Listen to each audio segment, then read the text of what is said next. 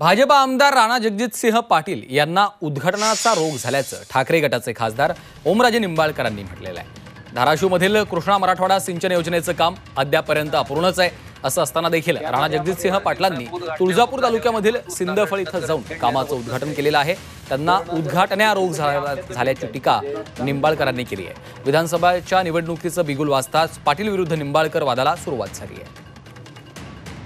लागली म्हणून 5 दिवसात उद्घाटन रोग झाल्यावर उगाच उद्घाटन करत हिंडल्यानं होत नसते।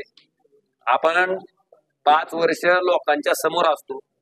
खालच्या पायाच्या नखापासून वरच्या डोक्याच्या केसापर्यंत सर्वसामान्य लोकांचं लक्ष लोकप्रतिनिधीच्या प्रत्येक ऍक्टिव्हिटीकडे प्रत्येक हालचालीकडे असतं। आणि आपण जर एखादं काम प्रामाणिकपणे केलं असेल तर मग त्याच्या बाबतीत जाहिरात करायची गरज त्या माणसाला पडत नाही। पण आपण जर काम केलं नसेल तर लोकांना काहीतरी दाखवण्यासाठी जो केविलवाणा प्रयत्न करावा लागतो आणि त्याच्यातनं जी फजिती होते, मला वाटतं याचा अनुभव धाराशिव जिल्ह्यातल्या काही लोकप्रतिनिधी मागच्या काही दिवसात घेतलाय।